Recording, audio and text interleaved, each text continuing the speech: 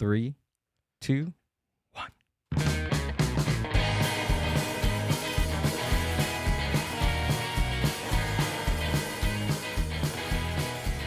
Anibal, Gil, what's up, brother? thanks for coming out and doing the podcast. It's my pleasure, man. Thank you for inviting me. I appreciate it. You're a photographer, videographer, and you're also a podcaster. You have a podcast. Yeah, I do it all, bro. Yeah. I do a lot more than that, but yeah, I do. What else do you do? Well, yeah, I do have the podcast. I also, Watch the back right there. You're on the. oh, my bad. Yeah. I'm rolling on your backdrop here. Yeah. we don't want the set to come crumbling down. I'm a big guy. We don't want it to fall on you. So. No worries. Yeah, so I have the podcast, but I also have a podcast network where I produce, shoot, edit for multiple podcasts. I have a videography, photography business. I have a digital marketing business. Wow. I'm a musician.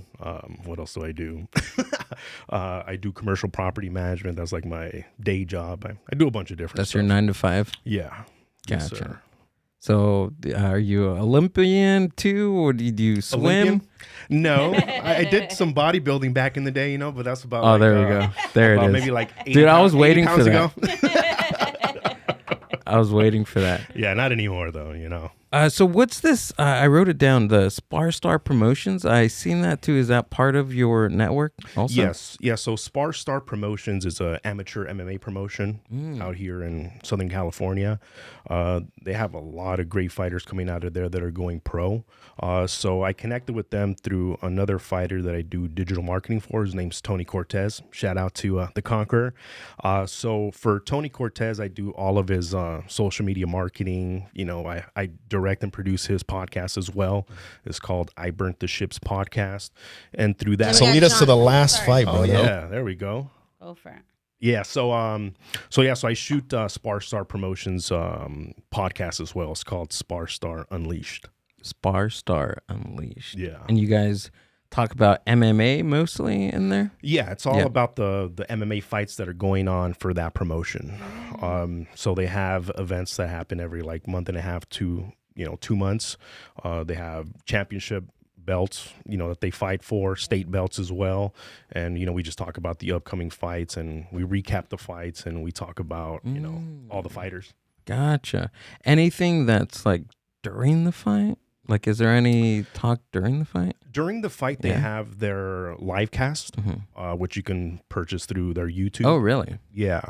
And they have on, live commentators that do that. So I mostly do the pre-fight promotion. Gotcha. So we shoot the podcast. We typically have 1 or 2 of the fighters that are going to be on the card to come on the podcast, kind of share their story, share their insight, their training camp, how's that going. They get to talk a little bit about what they're going to be doing on the fight. And then post-fight, we have a podcast as well to talk about the recap, fight of the night, knockout of the night, who won the championship belt. And then I have this show that I produce, host, and shoot that's called The Sit Down, where it's a face-off, very similar to, I don't know if you ever watch boxing. No. No? Okay. Well, if you do, there's this commentator named That's Max. on your page too, right? I think I came across it. Yeah, It looked very cinematic. Shit was going to go down. Yeah, Right exactly. there at that moment. Yes, that one right there with the belt. Yeah. Yes. Yeah, That's that's The Sit Down. Jeez. So I've had 4 episodes. So those 2 guys there. The intensity. Yeah, in that room. Dylan Morales and Christian DeGarro, they were fighting for the Sparstar and the State 135 championship belt. So these guys are the best amateur MMA fighters in the state of California. Whoa. And Dylan Morales won. It was a crazy fight. The one on the right? Yeah, the one on the right. So he's got both the state belt and the Sparstar belt, and he actually just got promoted from his Cage Combat Academy. He's got his black belt. So he's a black belt BJJ, and he's got all these different belts. So he's really good. And BJJ is Brazilian Jiu-Jitsu. I gotta see what they're saying. Oh, I yeah. gotta put some context Yeah. behind the Unmute faces. it. Let's hear it. Right. Rising star, Christian Dinetto DeGarro. To my left, his opponent with a record of 3-1, hailing from Cage Combat Academy in Victorville, California, Mr. Pickle himself, Dylan Morales. He's got a funny name. Welcome to the show, guys. Christian, I'm going to open up the first question to you. My question to you is, how do you plan on beating Dylan on August 5th? I plan on beating Dylan by being the better mixed martial artist. I saw in your guys' interview, actually, he believes he's the better striker, so I guess we're going to find out. I just realized I always wear black, bro. I think my path to victory is knockout. I don't wear anything but black. You have a closet full of black shirts, button-up shirts. I'm going to win whatever it takes, any means necessary. I will beat Dylan Morales. How do you feel about that, Dylan? It's a cool game plan. I believe I win, surprisingly. Kind of weird, but I'm just going to go out there, do my thing. I already know what he's probably want to do, take me down, and then that's it. And we'll work from there. How do you plan on beating Christian? Just showing up and see what happens. I'm down for anything. And he won, right? He said won. he You guys won? are competing for he won by decision. So for amateur fights, it's 3 rounds, 3 5-minute rounds, and they went all 3 rounds. It was a bloody fight, man. They were they were going at it. It was a really good fight, but Dylan took it by decision. Whoa! So it's 3 15-minute. Yeah, it's 15 minutes all around, but it's 5-minute rounds. Oh, 5 minute. Yeah. Okay, 5-minute rounds. Shit, I'll die if it was 15 How minutes. is it normally? Like, what's the... Normally, it's 5-minute rounds for the pros. Gotcha. Yeah, but for amateurs, they do 3 rounds instead of 5. So from, like, an amateur promotion like this, what's the next step? Do you know? The next up is a pro. Oh, really? Pro level contract. Oh, okay. Yeah. So for amateur promotions, it's a opportunity to give any aspiring mixed martial artists a chance to showcase their skills.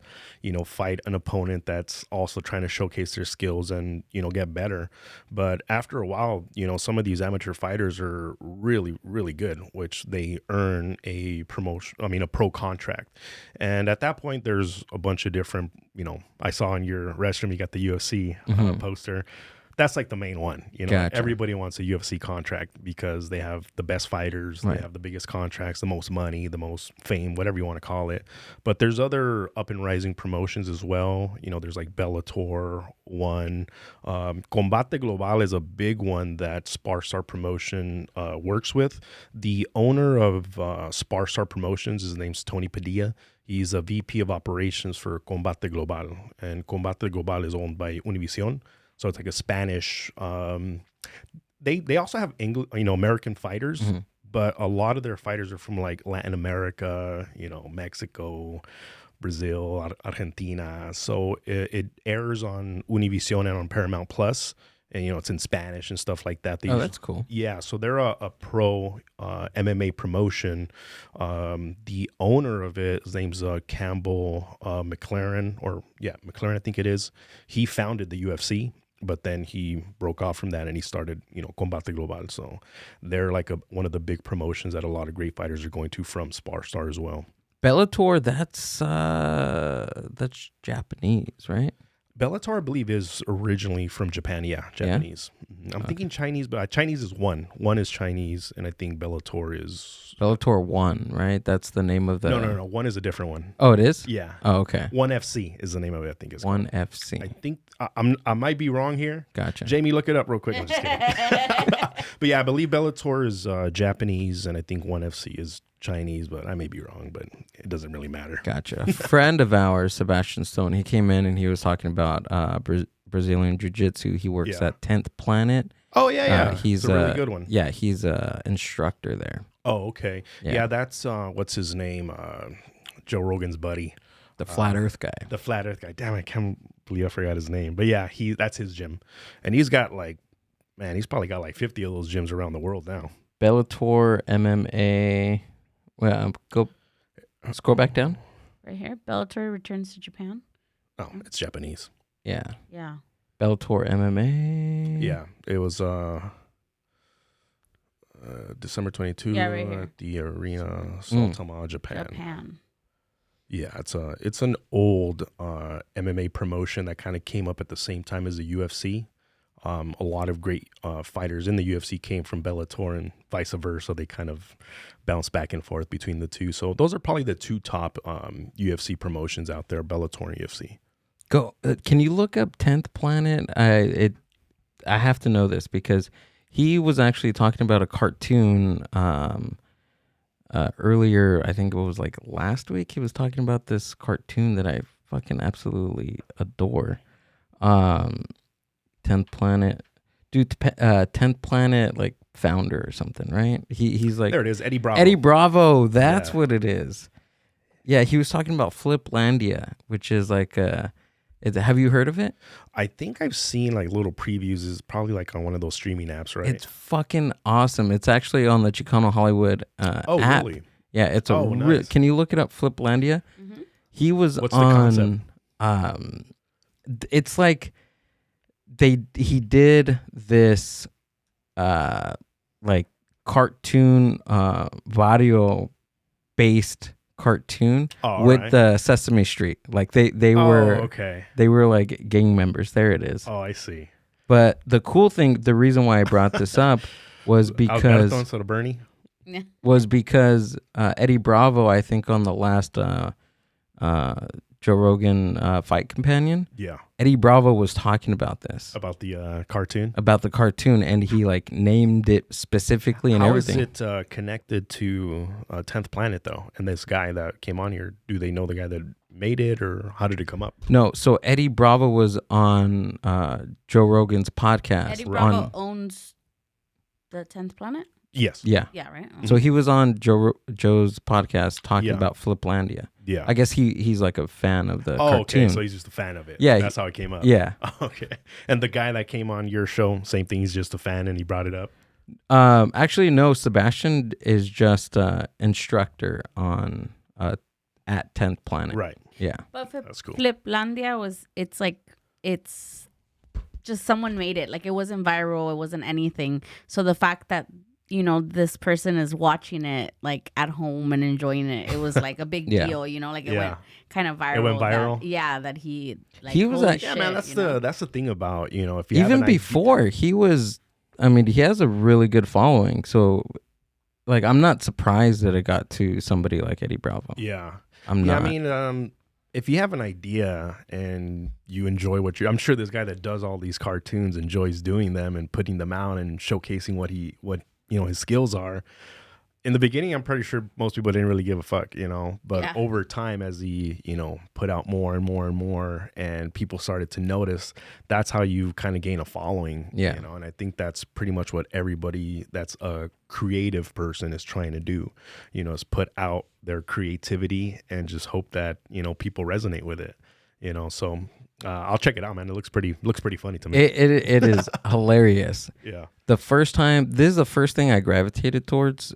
The first, like, anything on the Chicano Hollywood app. Yeah. This is the only thing that I gravitated towards. Like, of course, there's Cholo Zombies and all that good stuff on there. Yeah. And the King of Downey with Jerry Garcia. Yeah. All that stuff is cool. But I love Jerry. This, I absolutely love this thing. That's awesome. I'm going to check it out, bro. Check it out, dude. Yeah, I'll let you know what I think about it. It's freaking hilarious, bro. He's going to be like, I didn't like it. Is it like on season 35 now? I'm like way behind.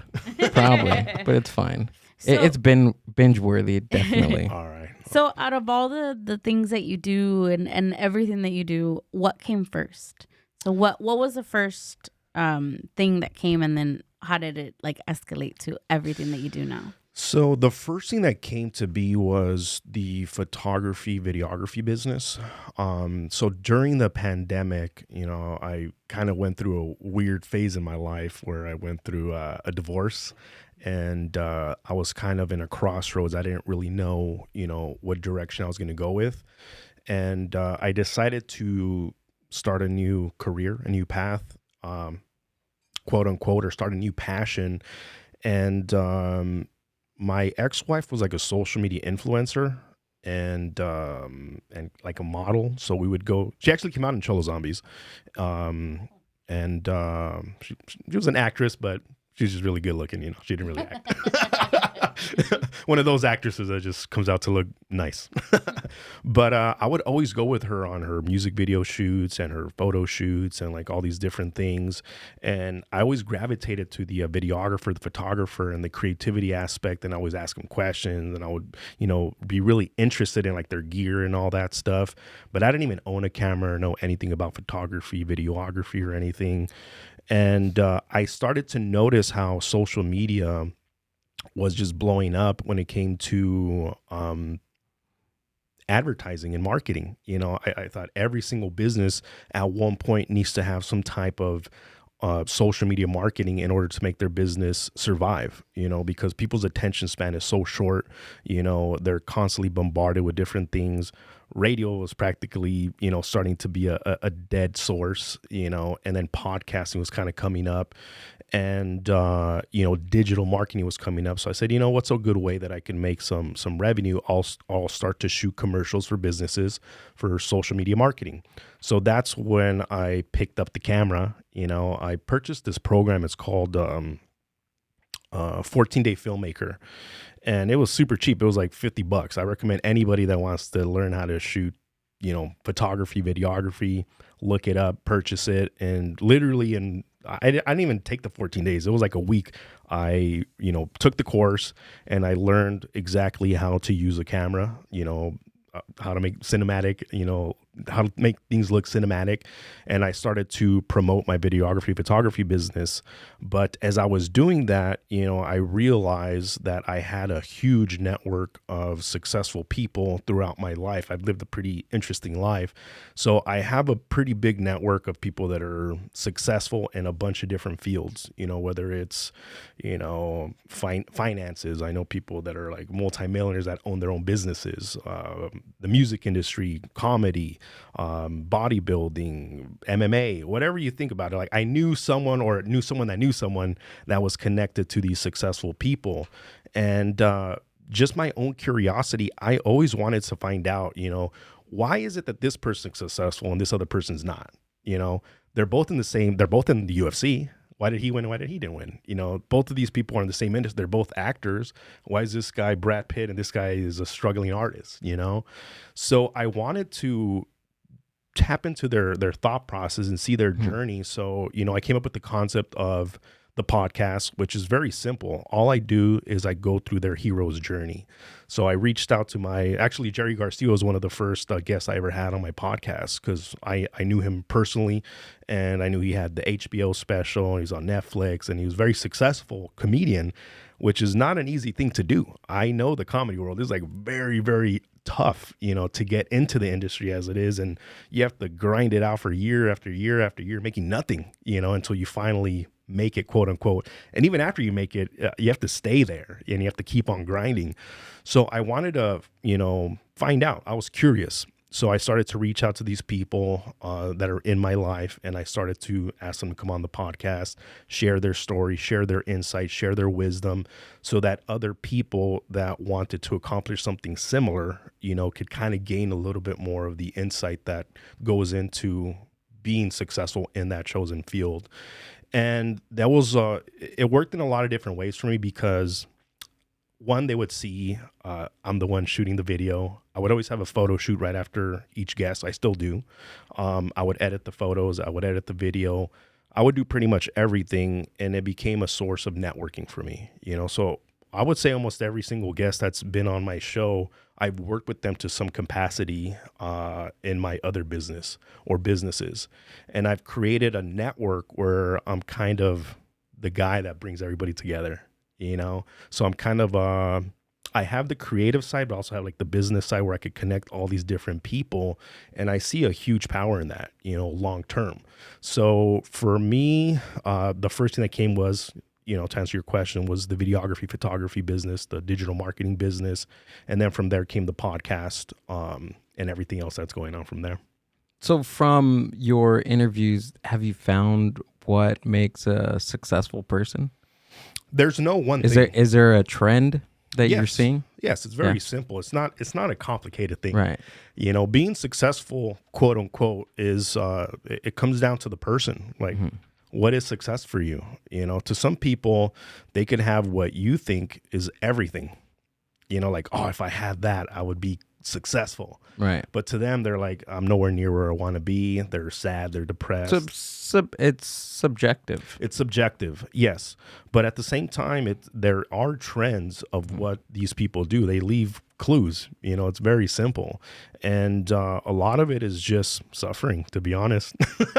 The the pattern that keeps on repeating is that they suffer and then they persevere through that, and then they find wisdom through that journey and they overcome it. The problem with most people is like, I want to do this one thing. Well, when you go on that journey, what's going to happen is you're going to come across some hard times, and most people quit. You know, like I saw right now, you have a guitar right there, and a little amp, right? So you play the guitar? Kind of. Okay. So I play the guitar. I play a lot of things, actually. Really? Yeah. What else do you play? Tambourine's right there. I'm showing Amber how to play tambourine. Oh, shoot. Now that I'm looking at all the instruments everywhere. Bass. Play a little bass, a little bit of drums. Slap at the bass, man. Slap at the bass, man. Yeah. Yeah. So, you know, I play the guitar too. And when I was a kid, I remember like I had this burning desire to play the guitar. And I would beg my mom like year after year after year to buy me a guitar, and she would never buy it for me. And then finally, it was like I think it was my 15th birthday. She's like, all right, I'll buy you a guitar, but this is the last gift I'm ever going to get you for the rest of your life. And I was like, I don't care. Give me the guitar. So she took me to the Guitar Center. I bought the guitar that I wanted. I went home. I was super excited. And I sucked. I really sucked badly. Yeah. And my fingers hurt. And I was like, shit. Most people at that point, they quit. So they put the guitar down, and it's just the object in their garage picking up dust. You know, but the desire to continue through that suffering, which is like, I suck. Oh, I'm getting a little bit better. Okay. But I still suck. Oh, I'm getting a little bit better. And then you start a band. Oh, great. My band sucks now, you know? And then you go to the next step. Okay. Now my singer sucks, but my band is decent. And when we get back, it's that process. Right. And it's just not giving up and continuing down that path if it's bringing you purpose and joy, you know? So that's essentially the repeating pattern that that's the formula that you see. Yeah, and another huge thing that I notice over and over and over and over again, every single person that's successful has or have had a mentor, someone that helped them and guided them, because you can't figure shit out on your own. Typically, it's rare. I haven't seen it. Most people that I've interviewed, I would say all of them, have someone that came along the way when they're like, even me, like even the guitar playing, it was my brother's friend. He came in and was like, oh, let me show you a couple of things. And that little lessons that he taught me catapulted my learning curve, you know? And then I reached out to another person and then another person. And the cool thing about a mentor is you don't need to have a personal connection with them. You know, there's YouTube, there's online programs, whatever the hell you want to do, it's your job to find the answers. And we live in the information age, you know, where 100%. Information's everywhere. We have a little computer in our pocket. Yeah, it's ridiculous. Like whatever question you have, you just ask, you know, Siri, or you can Google it or whatever it is. The problem that I noticed is that there's too much information, so people get overwhelmed. They get overwhelmed and they don't do shit. They have all this information in their head, but they're stuck, you know. But the information's out there, you know. Whatever you want to do, you can accomplish your goal as long as you know, persevere, yeah, grind it through, have the tenacity, yeah, and a little bit of luck helps too. Yeah, a lot of it is but I yes, I 100% agree with you that luck is a part, but sometimes you make your own luck too. You can just knowing what you want, enjoying their journey to that, because it's not 100% of the time, it's not about your end goal or the goal. It's the journey to what you want. It's the journey to the accomplishment and how you enjoy it. Yeah. It's I talked about this. I can't remember with who. You know, what happens is, like you said, you create a goal, right? Or you have a vision or an idea or a dream of something that you want to accomplish, and then you start that thing out. And then along the road, the journey, you start hating your life. You're like, man, this sucks. You know, why am I doing this? If you get to that point where you're like in just misery, it's probably not the right path, you know? And it's okay to change your path, because sometimes we beat ourselves up so much, you know, and I had like all this, like these feelings of not being good enough, you know, because you failed a past business, or you're not successful financially, or you're not this, or you're not that. And you realize, like, I step back and I'm like, Jesus Christ, I came a long way, you know, from where I started to where I'm at today. I should be proud of what I've accomplished. And I think a lot of the times people forget that part of like like stepping back. Yeah, be like, holy fuck. Taking a look at what you're doing. Yeah, like you were talking about, I came in, I was like, oh wow, you have a really nice setup here with your podcast. You have really nice professional lighting, professional cameras. You got Jamie on the computer. You know, it's a really nice setup. But you said it was years and years of trying to figure it out and getting it all organized and where you're at now.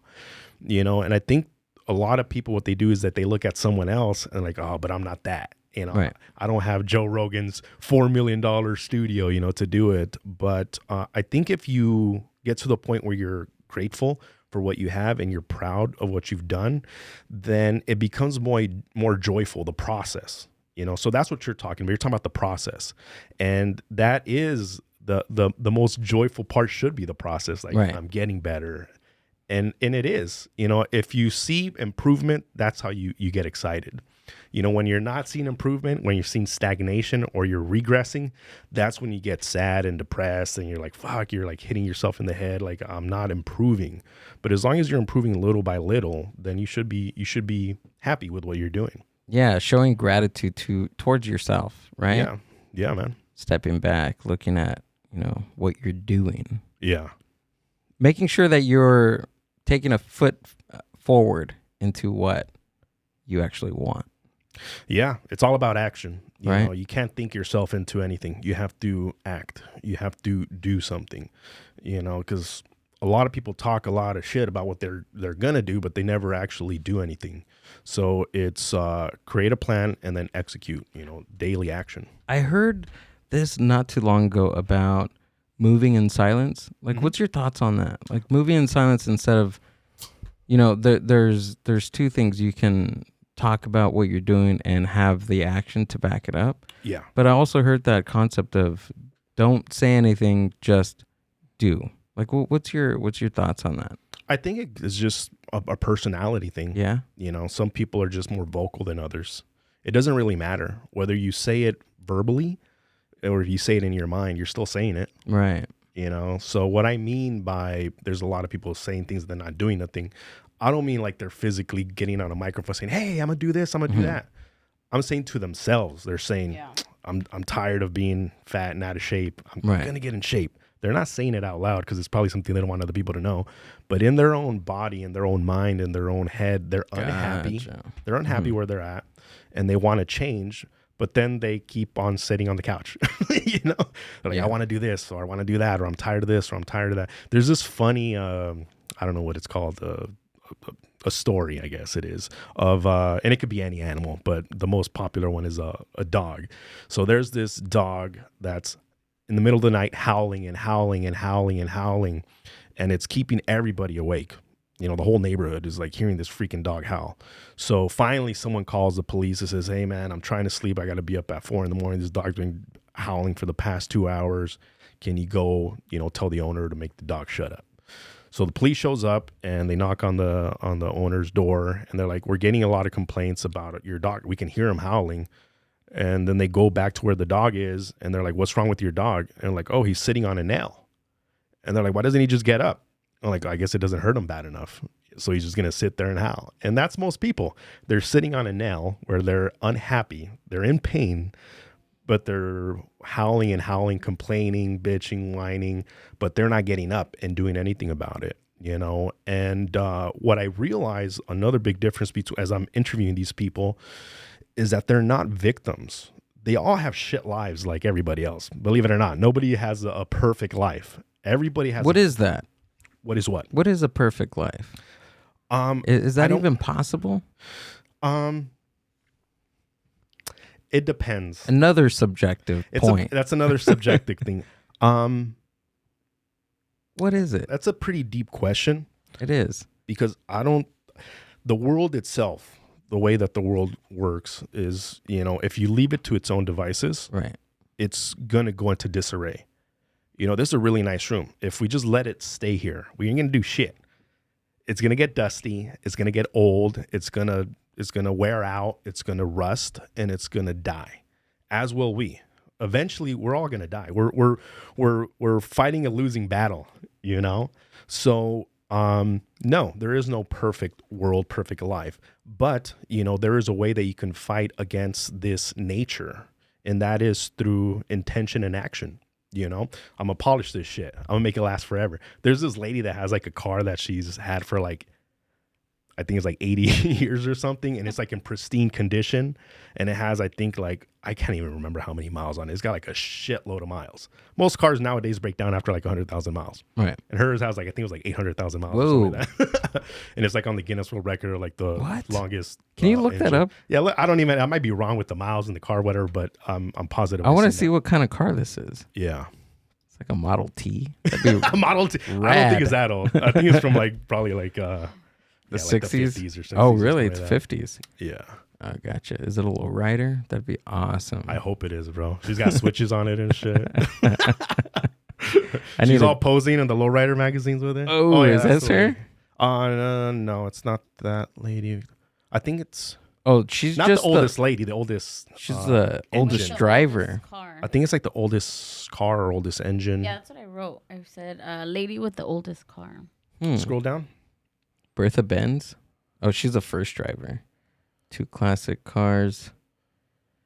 Jeez, can we find out where Bertha Benz is so I won't get on the road when she's driving? She's 102. That's wild. No, it's not. The lady wasn't like 100 or something. I think Just her car was. Her car is the one that had like I think the most miles. All right, I'll look it up. Yeah, look it up. Yeah, but the point is that you were saying that they're not victims, right? yes, yeah. So one of the another key indicator that I've been noticing from these successful people is that they take accountability for their life and they're not victims. They don't blame their circumstance for where they're at. They always look internally at themselves, and the cool thing is that as I'm interviewing these people, I'm applying all these same things into my life, and I'm realizing like, shit, I created a lot of the mess that I'm in, or the messes that I have been in, and being accountable to yourself and having introspection brings with it a lot of wisdom and insight that'll help you, quote unquote, succeed long And how term. do you do that? Like if somebody asks you like, how can you be insightful? Like, where do you even start with that? How do you do it? I would tell them to walk and shut up and really think about the current situation they're at and what's led up to it. I'll just tell you my own personal way that I did it. Back to the pandemic, when I went through my divorce, I was probably in the worst emotional, psychological place in my life. I was in a really dark place. And when I was in that place, I was, I had so much hate, so much resent, so much, I was in a little pity party, like, why me? Why is this happening to me? Blaming the other person, blaming everybody else. And it's very, very easy to get stuck in that for a long time. And you could see it in most people where they're very bitter and they're very, they don't ever take any responsibility for their life. They just go around blaming everybody else. Oh, it's the government. Oh, it's my job. Oh, it's my, coworker. Whatever. It's always somebody else. It's never them. They've been divorced 4, 5, 6 times. They've gone through 17 different jobs, always having a disastrous life, but it's never them. There's a common denominator. There's a common factor in all those different experiences. And, so I was in that place where I was very negative, and I decided to just walk. And in the middle of the night, I went for a walk, and then I started to really think about the situation I was in. And part of it I had to first was to forgive any wrongdoing that happened to me.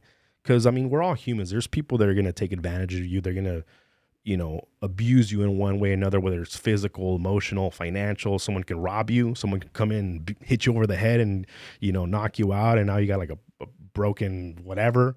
And essentially you're a victim. You were victimized. You didn't deserve that. They just came in and they stole your stuff, or they came in and they beat you up, or whatever it was. The first thing I had to do was to forgive the abuser. And then the second thing I had to do was to forgive myself for creating a lot of the mayhem that I had created in my life. And when I forgave myself, then I had to take accountability. Like, this is what you did. There's no one else to blame but you. You created this. And it gives you power, dude. It gives you power where you're no longer blaming other people. You're like, this is my life. I created this world, and I can also change it for whatever way I want. And then, I created goals, created action items, and I just started going after them. And, little by little, things started to go the right way. From introspection, from all that. Yeah. Yes, sir. That must have been a powerful walk, dude. It was a long walk, and it was an intense walk. Yeah. It was pretty emotional. There was a lot of crying on that walk. But there was, some catharsis from that as well. I kind of felt like a weight was lifted off of me.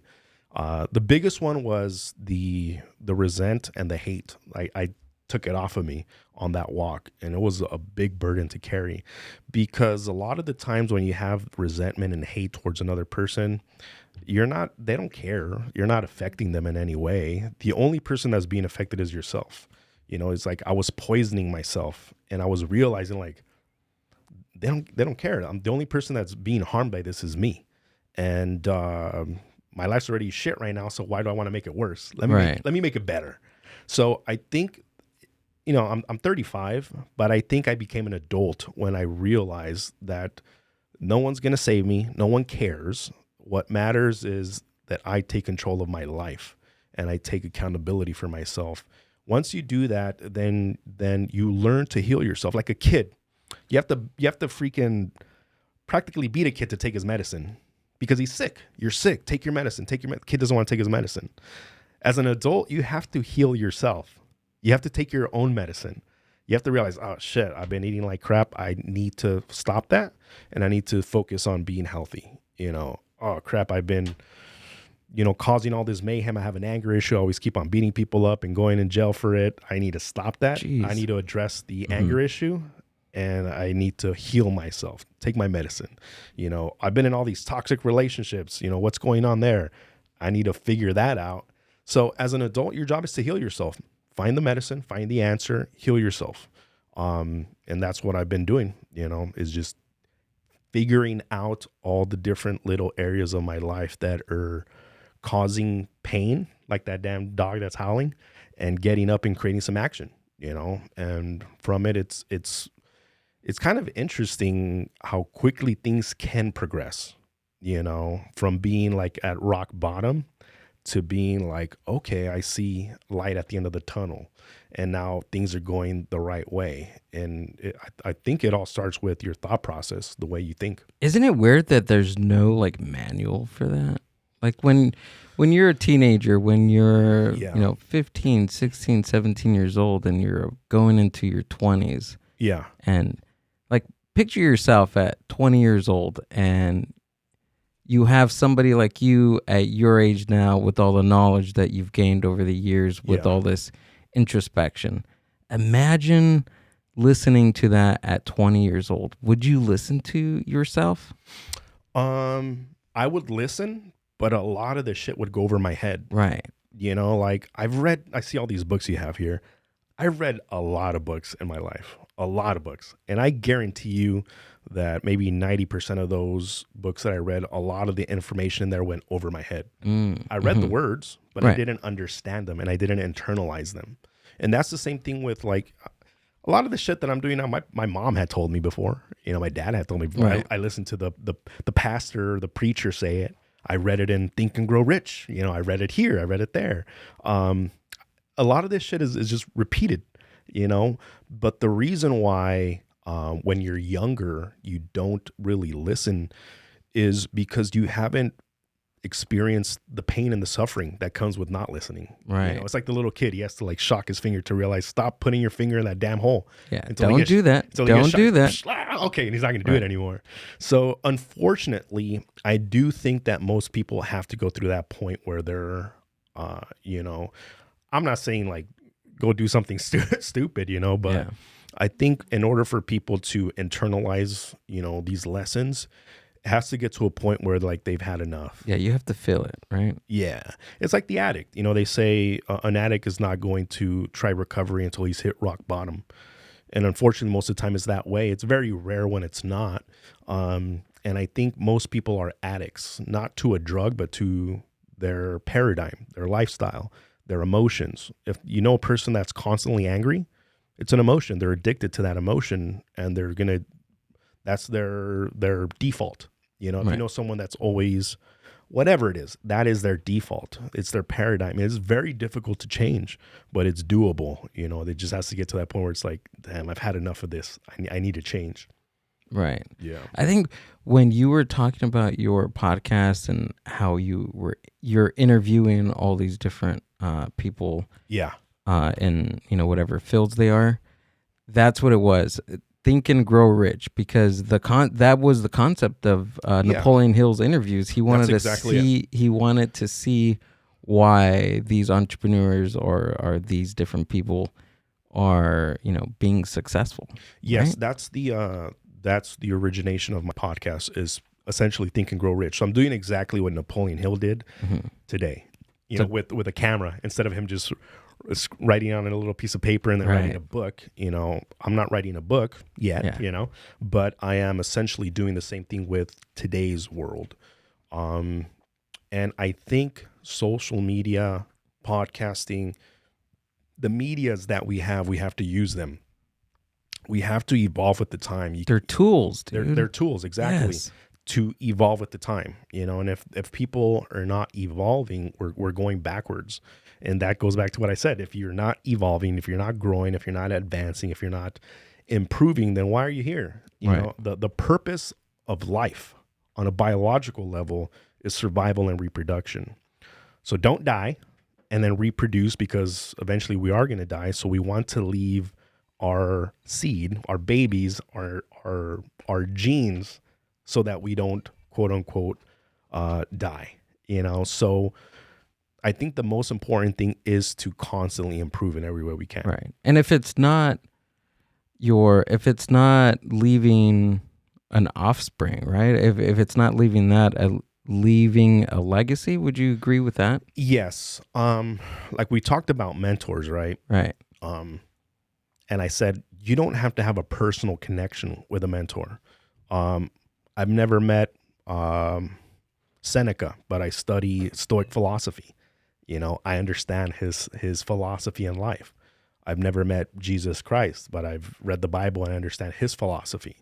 There's a lot of people that have left a legacy without, having kids. Mm-hmm. And I think that's another great way to leave something behind. And I think that's why most men, since we can't have babies, like we always want to create something, like a business. We can leave behind a business, or we can leave behind our name, or like, it's like, I don't know why, but for men, I can only speak for myself, is like, we want to leave that legacy. That's why that word popped up to your mind. I was like, yeah, that's a good word, because we want to leave something behind that represents who we are, what we've done, how we've improved our generations. Right. And I feel like when I'm not being creative, when I'm not doing something, like going towards that, I feel like dog shit, dude. Yeah. Yeah. Because you feel like, dang, time's ticking. I study a lot of Stoic philosophy, and one of the what is Stoic for? What is Stoic, by the way? Stoicism. I've heard it before, but I just remind me of what that is. A philosophical practice that was like an ancient Greek. Some of the most famous Stoics would be like Marcus Aurelius, who was the emperor of Rome, and Seneca is another big one.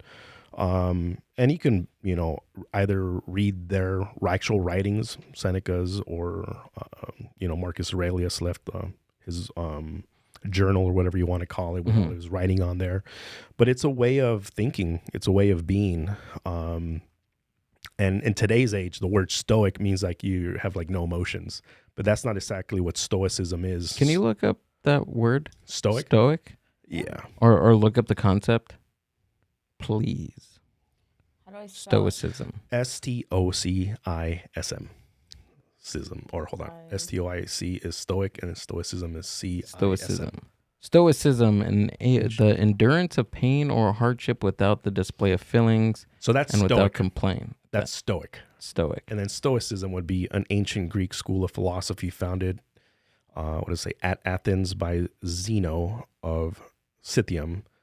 The school taught that virtue, the highest good, is based on knowledge. The wise live in harmony with the divine reason that governs nature and are indifferent to the, I can't read that word from this far, vicissitudes of fortune and pleasure and pain. Yeah, so they're constantly seeking truth in the world, reason. So they're very logical thinking. Yeah, so Stoicism is one of the 4 major schools of thought established in the Hellenistic period. Mm-hmm. Yeah. So one of the teachings, it's called amor fati, which means love your fate. And then another one is, I can't remember, it's Italian or Greek, Latin words, but it pretty much says to remember that you're going to die one day. Whoa. Because when you remember that, it puts a sense of urgency on things. Right. I think when we're young, we're kind of like, I'll do that tomorrow. Like, I have this goal. But you don't have any sense of urgency, But when you realize, shit, like time's ticking, man. Like I have all these ambitions and goals and things that I want to accomplish in this life before I die. Then it puts a little light under your butt. Like, okay, I need to do something. So I'm not going to stay home. I'm not going to go out and party all night because I need to be up tomorrow morning to accomplish this task. And once we realize that, I think it helps a lot. So I remind myself every morning, like, not tomorrow, we're going to do this shit today. So I have a problem with like posting content. People are like, you should wait till this day and wait till. As soon as I create something, I put it out. And that's just me. You follow your own strategy. But for me, I like to, I do something and I put it out. I do something, I put it out. I keep on putting things out. And I know eventually something is going to stick and it's going to create a momentum, like a little rock that falls down a mountain. Eventually it creates an avalanche will happen eventually. So I think creating action every single day in whatever the hell you want to do is necessary in today's age to succeed, because it's tough, man. There's so much competition out there, and we're again fighting against gravity. We're fighting against all these different things, and people don't realize how much effort it really takes to succeed in anything. So I commend anybody that even tries. I commend you for your podcast. I commend everything that you've done. I know what the amount of work that you've had to put this together, the amount of studying and the amount of research and the amount of time and effort, and nobody sees that. All they see is winning the awards, right? All they see is the YouTube videos, or seeing us becoming part of the My Grito Industry Network, podcast network. Yeah, they don't see all the behind the scenes. They don't see all the sleepless nights that I had to go through. They don't see. Well, I still have sleepless nights, but that's besides the point. Yeah, but now we got Firme Mezcal, right, to help you go to sleep. No, I'm just kidding. But yeah, that's something that you don't see, and even with celebrities too. Even with take for instance, I guess we'll talk about him about Rogan, right? Yeah, Joe Rogan. They don't, even before he started his podcast, he was working way beyond that. Before he even started his podcast in 2009. Yeah, I respect Joe Rogan so much for everything he's accomplished, and he deserves everything that he's accomplished, and I look up to him a lot in a lot of different ways, even though nowadays I don't really follow his podcast as deeply as I used to. I mostly just watch clips nowadays, or before I would watch his full episodes. There's some that I still watch, like I watch his David Goggins interview, I've seen it 20 times, and sometimes where I'm going through a tough time, I'll go back to that podcast and I'll listen to the whole thing again, and it just fires me up, man. And I think most people need to have those little tools, where if you're going through something hard, you need to have something that's gonna push you, if you need to look at your kid's picture, if you need to remind yourself of something, or if you need to listen to a song, there's gonna be tough times, and you got to figure out what you're gonna do to persevere. But sorry to digress, but Yeah, Joe Rogan, I respect a lot. He is one of the pioneers as to the podcast world. You know, he made it possible to see like, wow, what it could actually do. Oh yeah. You know, I remember because I was a huge Howard Stern fan, you know, not growing up, oddly. It was like after I was already like 18, I started watching his YouTube videos and like, oh my God, Howard Stern is hilarious. And I used to watch all the Howard Stern videos that are on YouTube, like Artie Lang and all that. And I remember Howard Stern was like talking shit about podcast when it was like first coming out because he's the king of radio, you know. But what he didn't realize is that he wasn't evolving with the times. You know, he was thinking different. He thinking everybody's going to be in their car, turning on the radio at 5 a.m. to drive to work or whatever. That's an old way of thinking. You know, people have cell phones now. Yeah. Do you think he was thinking that because he knew the fate of radio at that time, and he didn't want to move away from that because that's pretty much what he knew? I think Howard Stern, during his age, was ahead of his time, and he kind of blew up with that whole talking shit about like other radio stations and being very competitive because they had a certain market that they all were fighting over. So you kind of had to be that way. And he was the king. Wherever he went, everybody tuned into him. Right. And the numbers showed it. But in today's age, it doesn't work that way. Like, I'm not competing with you for listeners because people can listen whenever the hell they want. You know, and they could change it whenever they want. Radio wasn't that way. If you tuned in at 6 a.m. to listen to Howard Stern, at 6 a.m., Bill and Ted's radio was going on at the same time. And you're not going to be able to listen to it later today. It's like it's right there and right now, and who's going to get the advertisement revenue? Whoever gets the most listeners. So Howard Stern is a winner, and he hates losing. So I think he was competing at the time with Joe Rogan, thinking like these freaking podcasters are taking away my listeners, and they were in a sense because his medium was kind of dying, and the numbers show that too. You know, people don't tune in to listen to even satellite radio like they used to. I'm not going to name names, but one of my tenants in my building was a major radio station. And they had 5 offices, a corner suite, like super sick setup.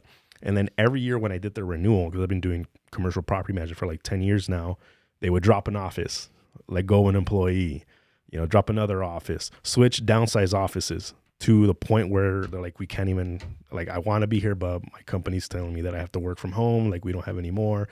We sold this radio station. We sold that radio station. When I'm because that medium was dying, just like Blockbuster, you know, just like whatever the hell you want to say, the milkman. There's no milkman knocking on your door anymore saying, hey, you want some milk? You know, all these different sources of businesses need to realize when they see evolution, don't try to fight it. You need to lean into it. Lean into it, adapt. You need to adapt, and you need to find what you do that's good in that new medium. If Howard Stern would have realized that, not that he needs to because he's getting paid multi millions from satellite radio, he wouldn't have been as aggressive. And I think today he doesn't think the same way. After, you saw what Joe Rogan did signing that contract with Spotify. It's like, it's self-evident, you know, that he did the right thing and he's on the right path. So, I think he was just being competitive. That's it. And he's always been that way. And that's fine because that's who he is. Yeah. Howard Stern he's a wild one. Do you like currently listen to his stuff? No, it's to be honest, it's not good. What I like doing, I like going to his YouTube stuff and just, I watch old clips of everything. I still to this day watch old Howard Stern. Man, I love it. I think the best era for me was the Artie Lang era. To me, that was probably the best era. But I even listened to the really old stuff with like Gilbert Godfrey and what's his name? The guy that does the voices on Futurama. Damn, I can't remember his name. Billy. I have no clue. I don't know. Oh, okay. This is old, man. This is probably before we were born and shit. But yeah, I'm a huge fan of Howard Stern. Did you find the stoicism thing? Or were you still looking for that? Or what were you looking for? No, you guys already talked about the stoicism. Oh, my bad. Yeah. No. She needed to find the old lady car. Oh, the old lady car. Yeah. That's what it was. I'm going to send you watch. I'm going to find it when I get home. Yeah, like, find this it. is what I was talking about. But yeah, man. Is it John DiMaggio? No. It's the guy that does the voice for Fry and for the grandpa. He does a bunch of voices. First name's Billy something. Can't remember his name, but he was hilarious on there as well. Speaking of, it's not Futurama, but there's a book about why the Simpsons are Billy West. Billy West, yes, I love Billy West. That's him. Yeah. He's really good with like voices and sound effects and all that stuff, and he's a hilarious dude. So the Simpsons have a book about why they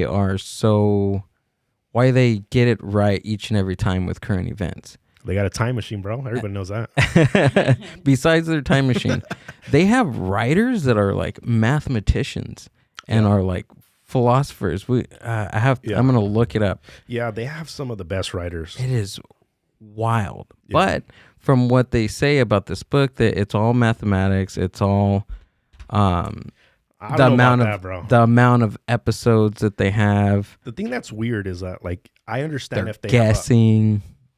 I understand if they have like a concept that like, oh, okay, that could probably, but they literally like frame by frame replicate things, which is so crazy. Like where Donald Trump won the presidency and he was going down that ladder with his wife. That exact same scene, frame by frame, happened like years before it actually happened on The Simpsons. So that's crazy. It's like, I mean, it could be serendipity or just luck, but I don't know, Imagine how many times that they got it wrong too. That's true. Right? Yeah. I mean, the only thing we see is them getting it right. What about all the million times that they got stuff wrong? That's true. But initially, they have a lot of things that they got right, like Trump's presidency. I think they got like some Super Bowls. FaceTime, Super Bowls. They've done quite a few things. iWatches. Oh, yeah, they did do There's this one where there was an episode where Homer writes the mathematic formula for like the CERN machine. I forgot. Can you look this up? Really? Yeah, I'm dead serious. The atom collider that's in Switzerland. So look up atom collider at CERN and Homer Simpson. He gets it like to the T, but they say in the video that on the surface it looks right, but when you're a mathematician, it's way off. Oh, okay. Yeah, it's a cartoon, bro. Right. So atom collider, Simpson, CERN. Homer Simpson figured it out. Oh yeah, that's it right there. 14 years ago. Look, there's a video on YouTube, Amber, that Homer, the Higgs Boson 14 years before. That's crazy. I'm Ryan McCaffrey for your IGN Science News. Homer Simpson, yes, a fictional character, may in fact be a scientific genius. As it's been revealed, he predicted the mass of the elementary Higgs Boson particle more than a decade before scientists did. As The Independent reports, a new book called The Simpsons and Their Mathematical Secrets okay, that's the book you're talking about. Simon Singh reveals Homer came startlingly close to figuring out the truth back in an episode. So the writers are like actual mathematicians? Yeah, they are. Okay, that makes sense. The Wizard of Evergreen Terrace, Homer becomes an inventor. Though the creations he remains most famous for devising include the electric hammer and the makeup gun. Oh my God, I bet you there's one next year. A scene in which he's depicted in front of a blackboard bearing an equation actually works out the mass of the previously unknown particle. Singh said, quote, "That equation predicts the mass of the Higgs boson. If you work it out, you get the mass of a Higgs boson that's only a bit larger than the nanomass of a Higgs boson. They got it, but it's not right. What's a Higgs boson? Homer makes this prediction 14 years before it was discovered. The Simpsons is the most mathematical TV show on we're going to have to figure out what the hell a Higgs boson is. Singh says. A lot of the writers on The Simpsons are mathematicians, end quote. Indeed, the Daily Mail reports scriptwriter David X. Cohen contacted an old high school friend, David Sheminovich, who is an astronomer at Columbia University, and the first equation on the board is largely based on his work for predicting the mass of the Higgs boson, depicted by H0. Singh added, quote, "The equation is a playful combination of various fundamental parameters, namely the Planck constant, the gravitational constant, and the speed of light. If you look up these numbers and plug them into the equation, That's it what predicts it a is. mass of 775 giga-electron volts, GeV, which is not unreasonably higher than the 125 GeV estimate that emerged when the Higgs boson was discovered So in what the 2012. Hydro Collider does, it shoots a single Higgs atom boson, right, in opposite God sides, and it makes particle, them crash was together. theorized by And the byproduct is what they call the Higgs. Yeah, so they're trying to figure out pretty much how the universe came to be. You know, they just found out that they didn't find out, but the new theory is that the Big Bang theory is no longer valid. Really? Based off of the evidence that we're getting from the new telescope that we put out there. The James Webb is a new telescope, so it's the one that replaced the Hubble telescope, and it went up, I think, last year or something. And they're coming back with all these freaking crazy ass pictures, and we found like this vast amount of space that's completely empty, which is weird as shit. Really? Yeah, and they're saying that we're just one of many big bangs, you know, so we really don't know how old the universe is. It's pretty much endless. I'm not sleeping tonight because I'm gonna look that up. Yeah, look it up. It's the James Webb telescope. James Webb. Mm-hmm.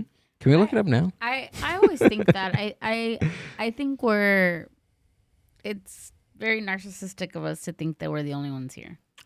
Well, honestly, I mean, well, I guess it goes on to your beliefs, right? Yeah, with religion and things like I mean, that. it's one thing is saying that there's life out there, and then there's another thing saying there's like people out there that look like us. You know, I highly doubt that. Or there's like a weird little alien dude that, you know, cares what we're doing here. I definitely think there's life in the universe, you know, but I don't know if they're here, you know, visiting us in little UFOs. And that goes down to like the definition of life, because an organism, bacteria, technically the definition of life, that bacteria is life. Yeah. There's life, and then there's what they would call not intellectual life. What do they call? What's the word I'm looking for? Sentient. Sentient means that you can feel. Mm-hmm. It's not that either. It's like life that can think pretty much for themselves. And there's a word for it. I can't think of it right now, but yeah, I think I'm really into science and astronomy and all that stuff. Like I really find it super interesting, and figuring out why we're here, how we came to be, and all of that. What was the telescope called? James Webb. Yeah. Yeah, I think it's one of those ever growing things. Like today we it's ever growing, it's ever changing. Yeah. I mean, there's changes every few We went to a museum years. today to see for some of like Maya ruins and stuff like that, like artifacts. Yeah. And I knew this already, but Gil didn't know. Like the Mayans believed we came from corn, like los hijos del maíz, right? Like that's their origin story of humanity, was we all derived from corn. And that's pretty interesting I mean, whether you believe it or not, but even just the story behind it, it's like pretty cool. Yeah, every culture has their own origin story. And the thing about us humans is that we are a species of highly evolved primate that likes to seek patterns and wants to know the truth, wants to know answers. And we rather make up things than not knowing. You know, not knowing scares us. Mm-hmm. So, you know, a lot of cultures, you know, their origin stories always has to do with the sun, you know, the sun being the one that brings life to everything. And that's because the sun does play a huge role in the human evolution. You know, without the sun, we can't see. And in the night, we're more susceptible to being, you know, eaten by predators or whatever. And, you know, the sun brings food, you know, you need it for your crops and all of that stuff. And rain, there's a rain god, there's a sun god, there's that god. So I think we as a species always wants to find out truth, wants to seek out knowledge. And that's a good thing. That's what's allowed us to evolve. And pretty much we are the top of the food chain on this planet. And we're not the biggest. We're not the strongest. There's octopus are probably smarter than us. There's a lot of other species out there that are very smart, very, you know, but nobody can mess with humans. We're the top of the line here. Oh, so this is pretty recent. This is August 8th. Oh, yeah. Webb reveals colors of Arendelle. Most distant star ever detected. That looks nice. Whoa. Yeah, those are all like galaxies. Those are all galaxies. Yeah. Damn. And that's a tiny little piece of everything. Like the Earth, if we put it on a scale from our universe, because there's something called the observable universe, which is what we can observe, but there's things outside of our observable universe that we have no idea what's out there. So if we look at the observable universe and we put it to scale, the Earth would be a single grain of sand in all of the beaches and all of the sands of the whole world. So we're tiny, tiny, tiny little speck on the universe. This one is amazing. That's a detailed infrared image of actively forming stars. So it's like forming a star like right at the moment of the photo. Yeah, so right now that's all gas. Probably a combination of hydrogen and a bunch of other stuff. Depending on what the gas is what that star is going to look like, what color it's going to emit. And when we're looking at these pictures, we're looking into the past because this already happened. In order for us to see it, the light has to transmit all the way to the telescope. And it takes, millions of years sometimes, depending how far that is, to get to the telescope. So by the time it gets to us, the light, it's already happened. So we're looking into the past, essentially. Have you had a flat earther on your podcast? I never have, but I did see that you have, because I checked out your YouTube today. And I actually listened for like the first 5 minutes. I had a phone call and I got distracted. But I was kind of curious and seeing what's this guy got to say. Dude, that was such an old episode. I wasn't ready for that. At that time, it was one at the 20 something. Yeah. With the Mind Buzz with Flat Earth Dave. Yeah.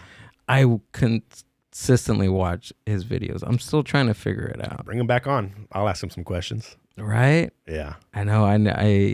But I mean, have to figure out where he's from. There's so many ways to disprove the flat Earth theory. It's pretty simple. and I think that they also contradict themselves at times because we've heard his argument, we've heard other arguments, and then there's contradictions in there. To me, the flat Earth movement is regression. It is going back to the medieval ages, and I think it's harmful to our advancement as humans and as people because you're, especially to kids that don't know the difference, it's making them question reality, and I don't think that's a good thing. I think that we've solved that answer a long time ago. Enough people have died over the Earth being flat. Mm-hmm. They murdered, they hung a lot of these scientists, these early astronomers and early people that said, you know what, we don't revolve, the sun doesn't revolve around us, we revolve around the sun. Right. And just for saying that, they got killed, and we have evolved past that. So to regress our advance as a species, I find it a little bit gross. Let me ask you this. You don't think it's a good idea to challenge reality? No, I think it's good to challenge dogma. Mm-hmm. I think that's very dogma, important. For sure. Yeah. And it's very important to challenge certain things. Mm-hmm. But the way that I look at it as far as the flat Earth concept, it's so easily disproven. Gotcha. It's so easy.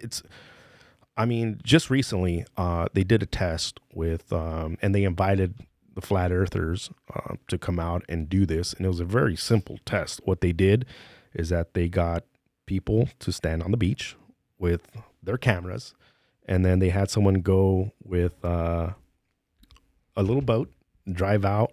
You can actually type it in on YouTube. It's pretty simple. You could just put disproven flat Earth, and it'll have 20,000 different freaking things, but I'll tell you which one to click. Disproving flat Earth. That's probably, Yeah, there's probably a million different things. Yeah. Debunking flat Earth in 45 seconds. Oh, Professor Dave Explains. Have you seen him? He is wild, dude. He's a professor, I think. But he had this debate with go back up. Flat Earth Dave. And that conversation was just crazy. Click the one where it says flat Earth arguments that disprove Flat Earth theory. This one? I think that's one of them. Oh, this The guy's other cool night, too. I was watching a live stream on YouTube. Oh, you know what? I don't Do this. usually Put do, and it's experiment. Probably an error in judgment on my part. Yeah. It was a live stream. I love how I don't remember the name of the Wikipedia channel, always but it was puts one like guy having context a live Yeah. debate with the flat against Earth on there. An entire district. I got flagged when I put my stuff on YouTube about that, like all the little clips and stuff from Wikipedia. But Let's see that short. Shorts are. This one right here? Yeah, I like shorts In because they're quick. 2019, a group of flat earthers decided to scientifically prove that the Earth is flat. So they bought a $20,000 ring laser gyroscope, I an love this one. extremely Oh, precise you know what? tool that can be used to gauge the Earth's motion. They figured that if Earth is actually a sphere, they would see a 15-degree-per-hour drift on their gyroscope. And although they were very confident that this would not happen, when they turned on their device, it said 15 degrees on the dot. Now, in the words of one of the lead researchers, we obviously weren't going to accept that. They tried to use the gyroscope again in what's called a zero-Gauss chamber, and also in a bismuth chamber to really alleviate any outside factors that could be affecting the reading. Still, however, it remained 15 degrees. But instead of accepting these results, they decided to come up with an entirely different experiment. They took these two boards and cut holes in them. Then, they placed them a distance away and put a camera on one side and a light on the other. If the Earth is flat, the camera would see the light when they were both being held at the same height. If the Earth is round, however, the light would have to be held higher for it to be seen. We don't see you, Enrique. Lift up your light way above your head. Interesting. Earthers decided to Okay, that's it. prove that the Earth is flat. Yeah, so I mean, there's I a love bunch, that There's one. a bunch of those. Yeah. You know, just disproving, the Earth has a curvature and it is round. Yeah. It's not actually round. It's like pear shaped, but who cares? yeah, pear shape. Yeah. Yeah, just It's a sphere. It's a sphere. It's a I've globe. been super interested in this for how long? For the past couple of weeks. I don't know. Besides that, I would have so many simple questions to ask him. yeah. Yeah. Let's get him on. I'll get 'em on. email. Yeah, get him on. I'll debate him. You know. Oh, for a debate. Yeah, we'll debate. Oh, We can look have at it you. on the face-off show. You can moderate. Dude. You know, the cinematic show. We'll have the dun, dun, dun, dun yeah. music and everything, bro. That'd be cool. Hell That'd yeah. be wild. I'll do it. I would have to probably get a scientist, or so scientist to prep me because I like to have facts. You know, I don't want to just talk shit. Right. Have you had anybody like that, like a scientist or an author or anything like that on your show? Scientist. So you do a lot in like the creative space, right? Like I do a little bit of everything. Yeah? I've had multiple authors, but that's not the only thing they do. Mhm. But they've written books. right. I mean, psychotherapist. I don't think I've had any scientists. That's a good thing. I should have a scientist on. Yeah. Yeah. I would love to have someone that worked on the James Webb Telescope come on, talk about that. Ooh. Yeah. I love, the whole concept of the black hole. Someone that's like an astrophysicist or someone that knows a lot about that. I would love to ask them questions about that and what their thought. Because my theory is and I'm nobody, I'm not a scientist or anything. I just like study a lot of this stuff on my own time.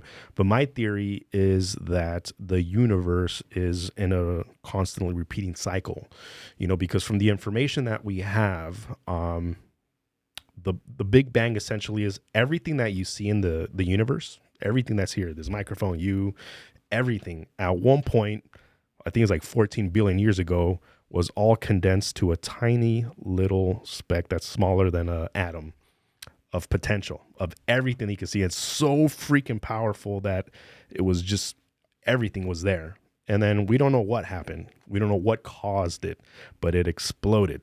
And when it exploded, they call that the Big Bang. And when it exploded, every single atom, every single chemical, every single thing on the periodic table went into the universe. And it took a couple of billions of years, but as it exploded and expanded, remember those stars that were forming? Right. Or our star formed just the exact same way. Our planets formed the exact same way. And when they formed, then eventually we came to be, But what a black hole is, has so much gravity, so much energy in this tiny little condensed thing that everything that's near it gets sucked into it, including light. That's why it's black, because you can't even see light. It gets sucked into the black hole. So we know that the Earth is expanding from that original Big Bang. It explodes everywhere, but it's slowly slowing down. And we know that eventually one day it's going to stop, and then it's going to slowly come back to the original point. and then it's going to happen again. So I think the universe is constantly living and dying, just like humans. We are born and then we die, and then we born and then we die. And same thing with planets. They are born and then they die, and they are born. And the way that they die is through these explosions, these big bangs. And we know that eventually we're on a collision with our neighboring galaxy, Andromeda. We know that we're going to eventually die as a planet, because we're going to crash with Andromeda. It's going to be a disastrous. And if that doesn't happen, the sun is going to die at one point. It's going to get super freaking big and hot, and we're going to fry. If we're here, that's billions of years from now, but that's going to happen just like any other star. And then our star is going to explode, and we know these things are eventually going to happen. So I think for sure there's life form out there, either in our universe or in the, from our observable universe, but there might be, creatures or living aliens or whatever you want to call them outside of the observable universe that we can't see.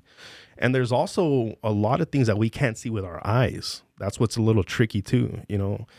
I think now we're up to like 14 dimensions or some shit, mathematically speaking, that we know that they exist because of math, but we can't see them. We're 3D creatures. We can't see the fourth dimension, the fifth dimension. We can't see it. Just like a 1D or a 2D being cannot see 3D. So I think there's other entities that might not be visible as well. You can't see gamma ray, you can't see X-ray, you can't see infrared, but we know it's there, So right. Who knows? Couple of hits of acid, and I think you can see somebody's aura. Oh hell yeah, yeah. There's people. A couple of hits from a DMT bong, and you're able to see some crazy shit can see that's the not aliens, there. bro. I can see them. I could talk to them. Right. So thought experiment. If we know that in the next couple of billion years, the Earth is gonna perish, the sun's gonna perish. Why do we still continue to do all this? Like, why podcast? Why go to work? Yeah. Why go to Starbucks and buy a $20 coffee? Like, why? Why are we still doing this? For one reason is because it's not going to happen today. Right. And it's not going to happen. It's going to happen in billions of years. We won't be here for sure. The other reason is because we want to create as best of a life as we can while we're still here.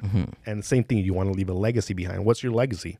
Shit? Not doing anything? If the legacy is going to be gone in the next billion years, like, what do I care if I'm gone? Like, and this is the other thing, I'm not going to even get the... Have you heard of the Fermi paradox? Mm-mm. So what it says is that, like, why haven't aliens visited us? It could be that we are the most evolved species of beings that there are in the universe. And it means that maybe one day we are going to visit another planet, So another reason why, we want to continue to evolve is because guess what? We've made it to the moon. We've sent shit to Mars. Right now, the James Webb Telescope, it knows for a fact that there's, at this point, I think they have probably hundreds or something. You could look it up if you want, but other planets that could sustain life, human life. They have the right amount of gravity, the right amount of oxygen, the right amount of what we need to survive. We know this. So there's different levels of civilization. And we are, I think, only like in the first or second level of civilization. I think the next level of civilization would be a civilization that can harness the power of the sun for all of their power. We haven't done that yet. We have solar power, but it's shit. We have created the atom. The atom bomb. That was our first step into the second civilization. I think that's where we're at right now. But at one point, if we are an advanced civilization where we're like level 5, we can actually travel to other planets, travel to other galaxies. We can do this stuff. We could sustain life form in a spaceship. We could do all this. Not right now. But I think at one point we are destined to be the Marco Polos, the Cortezes, the what's his freaking name? We are going to get into the Pinta de Santa Maria and all that. Christopher Columbus. Christopher Columbus. And we're going to go into the universe, and we're probably going to inhabit other planets. I think that is our destiny as a species, because we know that if we stay here at one point, it's not gonna be here. Intergalactic imperialism. Yeah. Star Wars. That is wild. Oh, yeah, huh? Yeah, so, I mean, you can look this up real quick. So his name's Michio Kaku. He is an astrophysicist. I love this guy. But type in the different levels of civilization. So I have a question. Yeah. I'm like, I can't talk and type at the same time. Real quick, my question, and then I'll type it. Yeah. So if I get the concept, right, of like Earth dying and then reliving, and it's like happens, right? I believe in that. But do you think that like every time there's a rebirth, it starts again, like from like the Neanderthal part all the way up to us, and every time it goes further, or does it come back to birth and it starts like where it ended? No. Do they know that? Like, I mean, what's the everything I'm theory saying is speculative. You know, it's not a fact. And I personally, theory-wise, I would think that it's a no. You know, just because of there's something called potential, and then there's I started studying quantum physics when I was like in high school. The first movie that I watched on it is called What the Bleep. Highly recommend you guys watch it. It's What the Bleep? What the Bleep. And it's about quantum physics. And I bought the DVD with the extended version that had all the physicists and astronomers talking in depth. And there's this really old test that they did, an experiment. It's called the double slit experiment. And what it does is that it shoots a single atom, just like the Hadron Collider, one at a time. And they put this sheet with a single line cut in the middle. So, you know, if you shoot an atom, it acts like a particle. It's one little atom. It goes through that little slit. If it doesn't go, it hits that sheet. But if it goes through it on the other side, it should be like a straight line, right, of all the little atoms that went through it. So when we are observing it, that's exactly what happens. They put two slits, and then they shot the single atom through these slits, one at a time. And when it was done, there was two lines in the back that just showed, you know, where the holes were. Now, they did the exact same test with nobody looking, with nobody observing it. And when they went back and they observed what was left behind, there was a bunch of random particles all over the back that looked like a wave. So what that says is that the observer changes the outcome. So when you're not looking at something, when there's no observer, it's potential. It acts like a wave. It could go anywhere. It could be here. It could be there. It could be anywhere. But when you look at something, you observe it, it acts like a particle. It could only go right here. So I think that there's so many probabilities, so many different ways of the universe creating itself, that it's very, very, very, very unlikely that when it dies and comes back, it's going to be, hey, look, it's Gil again, you know, with the same shirt and the same hat and the same, you know, glasses. No, I think there'd be versions of something that's similar. I think that because I'm thinking like technology wise, right? Like, so it's like all the advancements, everything that we did, like it's just gonna go to shit, and then they restart from. I mean, we're zero. not really that advanced, you know, if we really think about it. We've human beings, Homo sapien, have been around, give or take 150,000 years, give or take 100,000 years here or there. That's what we have as far as the evidence so far. And we've only really advanced like in the last couple thousands of years. Why? Oh yeah, I say this all the time. Like this is like the Earth. The Earth has been in rotation for this amount, and humanity is like it's this. ridiculous. Right. And I mean, there's theories that we are not the first advanced civilization of Homo sapien or human that's been on the planet. And there's like evidence with the pyramids, like they seem a lot older than what they say.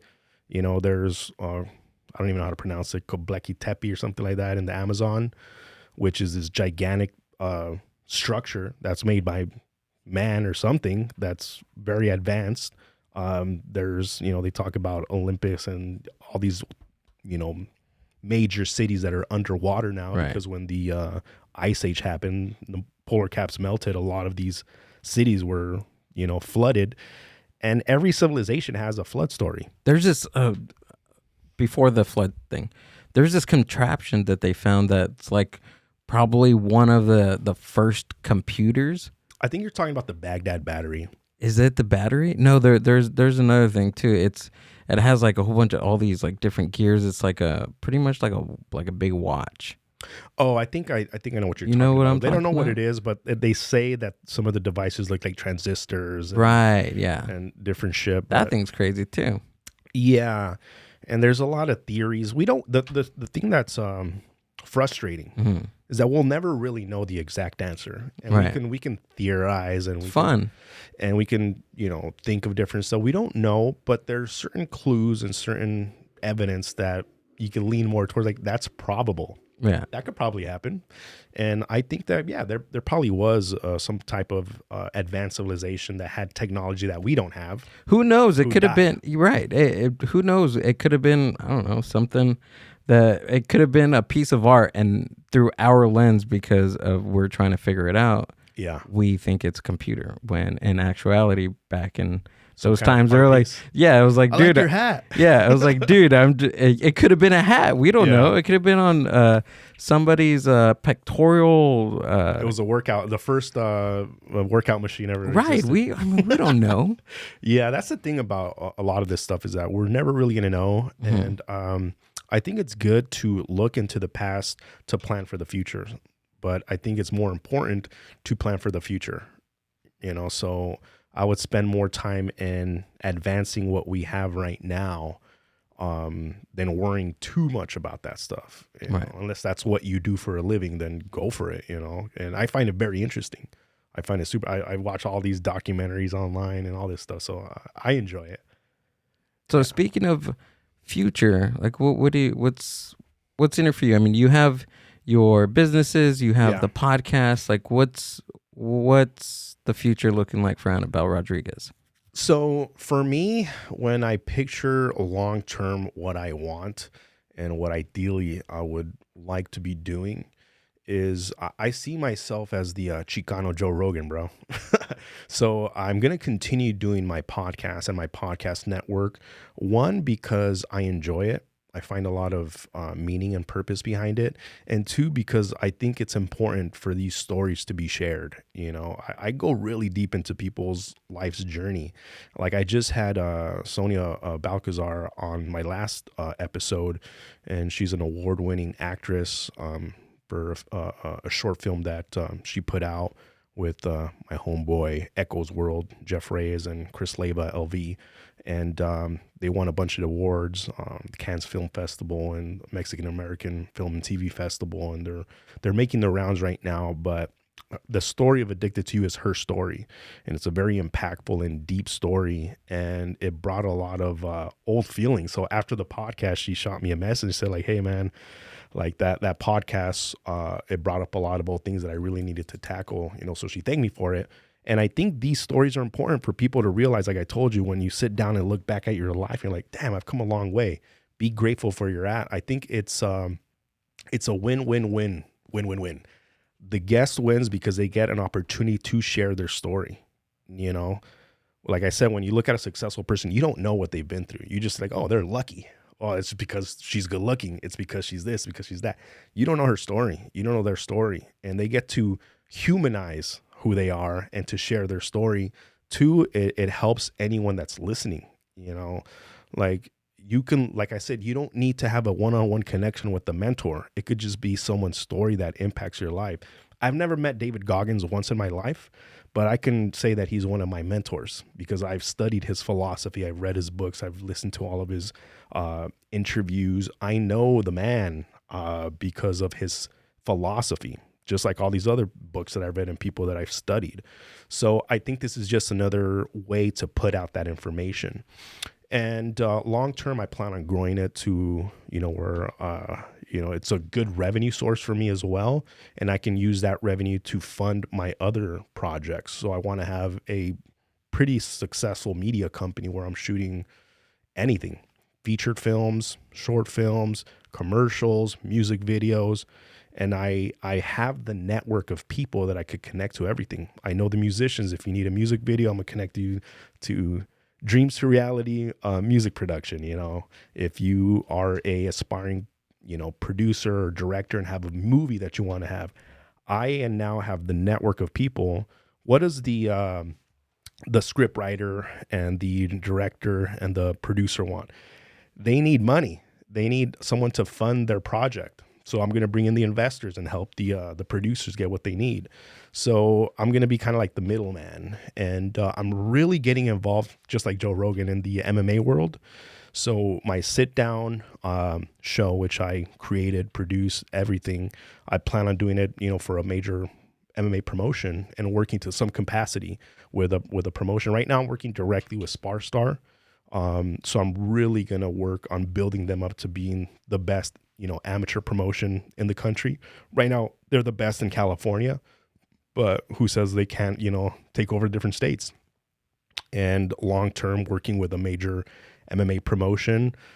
And I could really do anything, to be honest. I mean, I'm one of those weird Renaissance dudes that if I want to do something and I really get involved with it, I can get really good with it pretty quickly. You know, that's how I can play pretty much any instrument. And, you know, I picked up the camera a year ago and now I'm professional videographer, photographer, you know, and that's my long-term vision is it's having a platform, having a business that can feed others' goals, dreams, and pockets, you know? So, yeah, that's my goal, because nothing you can do by yourself. So as I start to build this business, right now it's me doing everything. I set up the cameras, I shoot them, I edit, I host, I produce, I edit, I do everything. Eventually, at one point where I'm doing so much, I need to hire people. You know, I need to put people in business. I need to mentor people, teach them how to do the things that I've done, and then connect them to other people. So that's my long-term vision. Well, if you need any help, you can let me know. Yeah, brother. I'd be happy to help you. Yeah, and likewise. You know, I know everybody has their own long-term vision, and I think it's good to have partnerships. It's good to have a network of people that have similar thought process, similar goals. And I think one of the main things that we have in connection that is helping us is we have the Latino and the Chicano movement behind us. You know, it's like I said, I'm the Chicano. Joe Rogan is my end goal. And right now, I mean, huge shout out to Johnny Murillo with Chicano Hollywood. I know you had him on your podcast. I've had him on mine.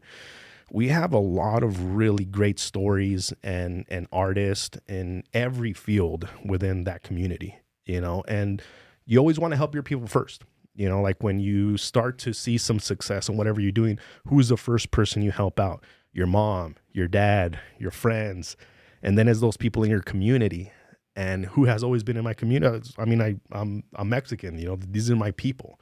So I love sharing these stories, you know, like, I'm actually going to be working on a documentary with Echo's World, Jeff Reyes.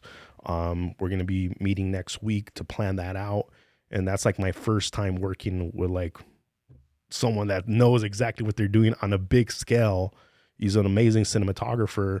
And by connecting with these people, it your learning curve, it explodes, you know? So it was a pretty good idea for me to start this podcast and to connect with these people, because now I have that personal connection. It's no longer I'm reading a book about David Goggins. It's like, hey, David Goggins, how's it going?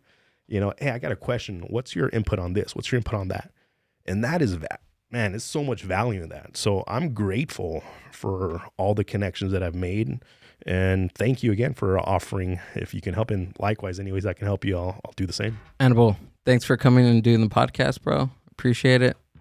Share where we can find you. For sure. So you can reach me on my IG. That's Anibal_Rod13. You can add the podcast on YouTube, Dreams to Reality Podcast. Make sure you guys subscribe to that. And of course to MindBuzz. I have one last question, brother. What's up? MindBuzz, where does that come from? Oh, that's a long story, dude. Oh, shit. Okay. That's a long story. And I won't bore any of our people because they know the history behind that. But okay. just, it's It's a long story. Okay. Yeah. We'll leave it at that. Yeah, it's a long story. Thanks again, brother. What else can you have your... So the question is, the podcast only exclusively to YouTube? Yeah. Okay. Yeah. So just it's technically a show, a TV show. But, okay. I am going to be putting out all that audio stuff on the podcast platform shortly. Okay. Cool. I was just wondering because I was searching for it on like Spotify. Yeah, and because Spotify's my go-to right now. Oh, okay. Yeah. Right now it's only on video format on YouTube. So yeah. All the people on YouTube, go check it out. You're gonna see all the links to Anibal's stuff down in the show description. So check him out, give him a follow, and watch his show. Thank you, Gil. Cool, man. Thanks for doing this. Amber, do we have anything coming up? Next week, right? Is it next week already? The 24th. Yes. Next week we have open mic. Open mic in the city of Paramount at Horchata, California. We have some comics. We have some music in the books. There's going to be some good times rolling down. So I'm excited. Yeah. Come hang That's out awesome. with us. Yeah, come hang out. Come get mine buzzed. This is a long intro. I feel like it's a long time going on right now. Yeah, outro. Jeez. I pushed it twice. No, I'm just kidding. Did you really? No, I didn't. I'm just kidding. Did you write this song? She's a trickster. No, this song is Bad Hombres. So go check them out. Yeah. I like it. Peace out. The Mind Buzz.